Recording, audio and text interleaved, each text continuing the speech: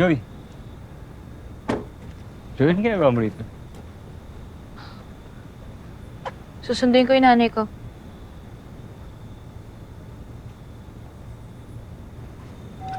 Wait, Joey.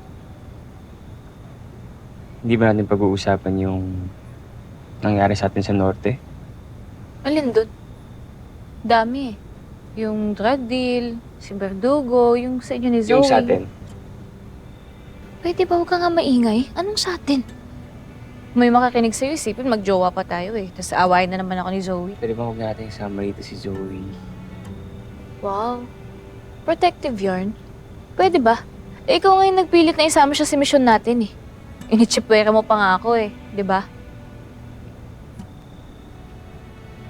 Huwag mo sabihin wala kang alam sa protocol, eh nakipag-deal ka nga sa kanila. Hey, Joey. Alam mo kasi, Good evening po, Sir Andrew. Si Nanay Clarissa po. Ikaw ba si Joey? Nandyan sa loob. Sandali lang, pagbubuksan ko lang si Sir Andrew, tapos papasok na tayo, ha? ready na ate. Halip mo na si Joey. Ako nang bahala dito. Sige po. Halika na. Dito po tayo. Halika, pasok ka. Maupo ka muna, Joey. Sasabihan ko na lang yung nanay mo na nandito ka na. May ginagawa pa ata sa kusina eh. Salamat po. Sige, maiwan mo na kita.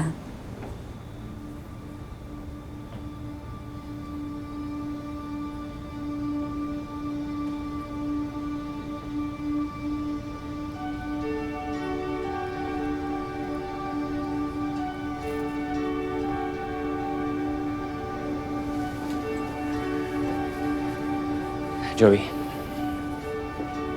Okay, I just want to be clear. I did not intend to kick you out of the operations. It was protocol. Protocol na naman. Sa tingin mo, maniniwala talaga ako na hindi mo alam na may itsipwera ako. Journalist ka. Matalino ka. Kaya imposibleng hindi mo alam na pagbabawalan ako sa operasyon na yun simula pa lang. Alam ko. O, di ba? Inamin mo din. Oh, yes. Okay, pero wait. Alam ko, pero late ko na... Ay, Ah, Sir Andrew. Aling Teresa. Andito ho ba kayo para bisitahin si Ma'am Rebecca? Yes, Aling Teresa. Oh, by the way, na-mention sa akin ng kapatid ko na magaan daw yung loob sa'yo ng mommy ko. And bihira kasi mangyayari yun sa mga nagiging caregivers niya. Mabait naman ho kasi yung mommy niyo eh. Uuwi na po ba tayo? Anak, yun nga yung sasabihin ko sa iyo eh.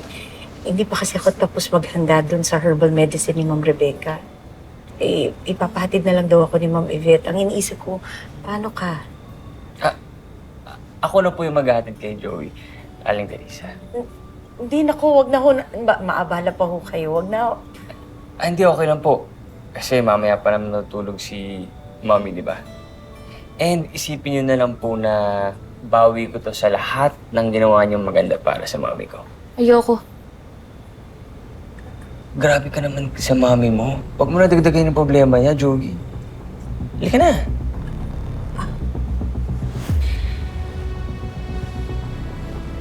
Sige na, Joey. Nag-offer na naman si Sir Andrew eh.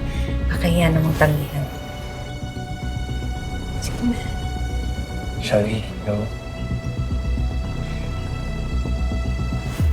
Magte-text po kayo na ya.